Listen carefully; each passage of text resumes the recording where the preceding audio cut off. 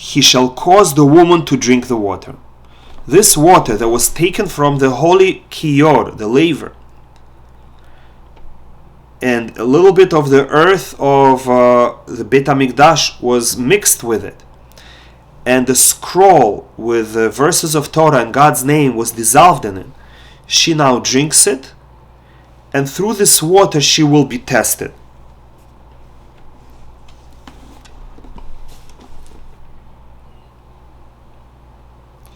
Verse 27, he shall cause her to drink the water, and it shall be that if she had become defiled, her stomach shall be distended, it will burst, and her thigh shall collapse. She will die an embarrassing and painful death, and the woman shall become a curse amid her people. By her stomach and by her thigh, we refer to the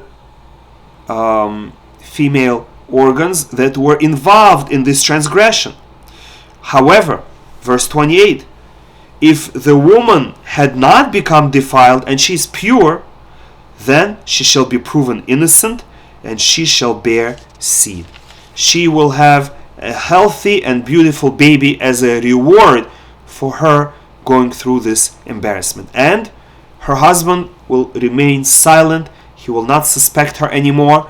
He will apologize, and he will calm down, because God confirmed that this woman is innocent. Now we go to page 759, and here we start another big topic, and that is Nazir. Nazir is a person who, in his desire to come closer to Hashem, undertakes not to drink wine for 30 days, not to come into contact with a dead body for 30 days, and not to shave or cut any of his hair for 30 days. And afterwards, he goes through a procedure to come out of that state, brings offerings. Let's start. Page 759, chapter 6, verse 1. Hashem spoke to Moshe, saying, a man or a woman who shall dissociate himself by taking a Nazirite vow of abstinence for the sake of Hashem. So both men and women, as well as children, can become Nazir. What are the rules? From new or aged wine shall he abstain. Cannot drink wine. Not only that, any grape products, not wine vinegar, and not fresh grapes, and not dry grapes, is he allowed to drink. From here we learn that the Torah itself provides fences for its laws. That not only he's not allowed to drink wine, but he cannot eat any grape products, so that he should not come to drink wine. This is an example, a rare example, where the Torah itself places a fence. And from here we learn that the rabbis also, and every individual, if he notices that a certain area is dangerous for him, he must place fences around it to protect himself. From here we have the rabbinic laws. That's rule number 1. He cannot drink wine or consume anything that comes from grapes. Verse 5, the second rule. All the days of his Nazirite vow, a razor shall not pass over his head. And here we learn that the Nazirite vow can be more than 30 days. 30 days is the minimum, because we notice that a person didn't take a haircut if he did not cut his hair for 30 days. Less than that, it's not noticeable. So the minimum size, the minimum length of Nazir period is 30 days. However, he can take multiples of 30 days. He can say, I want to be Nazir for 2 periods of 30 days, or 5, or 10, or 100, as many as he wants. Now, rule number 3, verse 6, all the days of his abstinence for the sake of Hashem, he shall not come near a dead person. And in his severity, in his commitment to purity, he is even greater than Kohen Gadol. Verse 7 describes, even to his father or to his mother he shall not contaminate himself, and surely not to his brother and his sister. For the crown of his God is upon his head. All the days of his abstinence he is holy to Hashem. Unlike Kohen, who is allowed to come into contact with his closest relatives, he is like Kohen Gadol, who does not come even to his close relatives. Now on page 761, if everything goes well and 30 days pass, then he goes through the procedure to come out of Nazirut. However, what if he by mistake becomes contaminated with the corpse? In the middle of his Nazirut, it breaks it. He has to start again. But before he starts again, he has to purify himself and bring atonement. Verse 9. If a person should die near him with quick suddenness and contaminate his Nazirite head, what should he do? He shall shave his head on the day he becomes purified. On the 7th day shall he shave it. First he waits 7 days, sprinkles on the 3rd and 7th day the ashes of the red cow mixed with spring water. Then on the 7th day he goes to the mikvah. And then at the end of the 7th day he shaves all his hair. And then on the 8th day he brings his offering, 2 turtle doves or 2 young doves, one as a sin offering and one as olah, elevation offering. And then he brings a sheep in its first year as a guilt offering, as an asham. And then he restarts his 30-day period.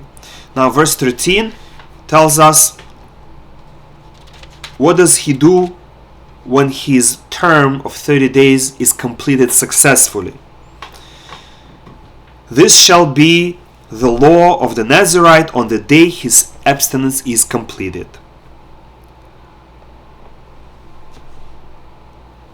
He shall bring his offering to Hashem, 1 male sheep for olah, 1 female sheep for chatat, and 1 ram for shelamim, as well as basket of unleavened loaves, as well as wine libation, pouring. And verse 18 continues the explanation. On that day he shall shave his Nazirite head. He shall take the hair of his head and put it on the fire that is under the shelamim, the feast peace offering. As he is cooking the ram of shelamim, into the fire he throws his own hair. Then verse 19, the Kohen shall take the cooked foreleg of the ram and 1 unleavened loaf from the basket and 1 unleavened wafer. Verse page 763, the Kohen shall wave them together with the Nazir, and it shall be holy to Kohen. Aside from the breast of the waving and the thigh raising up, the Kohen can eat those parts, and after bringing all the offerings and shaving his head, putting it in the fire, giving a portion to Kohen, afterward the Nazir may drink wine. Good. Now, verse 22, we have the famous Birkat Kohanim, the blessing that the Kohanim give to the Jewish people daily. Hashem spoke to Moshe saying, "Speak to Aaron and his sons saying, so shall you bless the children of Israel, saying to them, may Hashem bless you and safeguard you. May Hashem illuminate his countenance for you and be gracious to you. May Hashem lift his countenance to you and establish peace for you. Let them place my name upon the children of Israel, and I shall bless them." A beautiful blessing with a lot of deep meaning that we hear every day from our Kohanim during Shacharit. In the land of Israel, everyone does it daily. In outside of Israel, only Sephardim do it. Ashkenazim do it only on holidays. Now, on page 765, chapter 7, the offerings of the tribal leaders. It was on the day that Moshe finished erecting the tabernacle, which is the Rosh Chodesh Nisan. The leaders of Israel brought offerings. First, they brought wagons and bulls in order to help the Levites carry their burdens. 6 covered wagons and 12 oxen. A wagon for each 2 leaders and an ox for each. So each wagon was drawn by 2 oxen. And Hashem said to Moshe, "Take from them, and they shall be to perform the work of the tent of meeting. You shall give them to the Levites, each man according to his work." So Moshe gave 2 of the wagons and 4 of the oxen to the sons of Gershon, and 4 of the wagons and 8 of the oxen he gave to the sons of Merari. However, to the sons of Kehat he did not give, since the sacred service was upon them. They carried on the shoulder.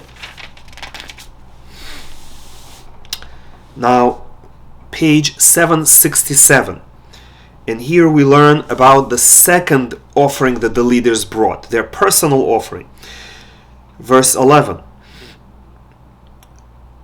Hashem said to Moshe, one leader each day shall they bring their offering for the dedication of the altar. Since there are 12 leaders, for the first 12 days of Nisan, every day was a celebration, and another leader of the tribe brought his offering.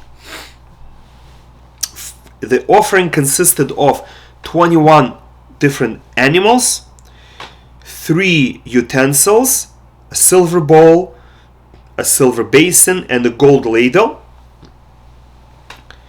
and fine flour, incense, and oil. What were the animals? The 21 different animals: a bull, a ram, and a sheep for olah, a he-goat for chatat, and for shelamim, 2 cows, 5 rams, 5 he-goats, and 5 sheep. Altogether, each leader brought 21 animals, 2 silver utensils, 1 golden utensil, fine flour, ketoret incense, and oil. A large offering, but surprisingly, the same offering was brought by each one of the 12 leaders. And the reason for that, one of the reasons is to show that there was no competition. Each one looked at the situation and said, this makes sense, I'm going to bring it. So what if the one before me brought the same? I don't have to do more. If this is the right thing, I'm going to do the right thing, even though I'm repeating what others have done. It's okay not to be unique. if the situation does not need to be unique. And they were not embarrassed that they're bringing the same thing, because through their divine inspiration they saw this is the right thing to do. Now, various commentators go through these items, the 21 animals, the silver bowl, the weight of it, 130 shekels, the silver basin, the weight of it 70 shekels, the golden ladle, the weight of it 10 shekels, the numbers, the material, the name, and they explain what is the meaning behind it. And not only that, they explain that each one of the leaders had a different thought. And even though they brought the same exact thing, but for different reasons. So let's read one of the offerings, and the rest are repetitions in the verses. Verse 12. The one who brought his offering on the first day was Nasso, son of Aminadav, the leader of the tribe of Yehudah. His offering was 1 silver bowl, its weight is 130 shekels, and 1 silver basin of 70 shekel weight, both of them filled with fine flour mixed with oil for meal offering. 1 gold ladle of 10 shekels filled with incense. 1 young bull, 1 ram, 1 sheep in its first year for elevation offering. 1 he-goat for a sin offering. And for the peace feast offering, 2 cattle, 5 rams, 5 he-goats, 5 sheep in their first year. This is the offering of Nasso, son of Aminadav. The next one was Yisachar, same exact offering, of his own volition, for his own reasons. Page 769. Next one is Zevulun, then Reuven, then Shimon, and then Gad. Page 771. Ephraim, and then Menashe, and then Binyamin, and then Dan, and then Asher. Page 773. Naphtali. And then in verse 84, the Torah lists the total for all the gold and silver and animals that were brought. 12 silver bowls, 12 silver basins, 12 gold ladles.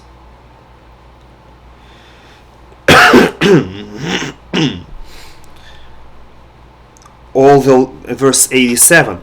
All the livestock for the elevation offering, 12 bulls, 12 rams, 12 sheep, and their meal offerings, 12 he-goats, 24 bulls for the peace offering, 60 rams, 60 he-goats, 60 sheep in the first year. This was the dedication of the altar after it was anointed. Now, verse 89, the concluding verse of the Parsha. When Moshe arrived at the tent of meeting to speak with God, he heard the voice speaking to him from atop of the cover that was upon the ark of the testimony, from between the 2 cherubs, the cheruvim, and he spoke to him. When Moshe enters the tabernacle, the Shekhinah, the divine presence, speaks to Moshe. The voice comes down from heaven, goes in between the wings of the cherubs, the angel-like figures, and goes out of the Holy of Holies, goes into the Holy where Moshe is. Moshe hears the voice is very loud, and after it enters Moshe's ears, there's silence. No one else hears the voice, only Moshe. Not because the voice is low, but rather because the voice is stopped past Moshe. And then, of course, after their communication, Moshe goes out and he communicates to the Jewish people what God told him. And this happens right after the inauguration.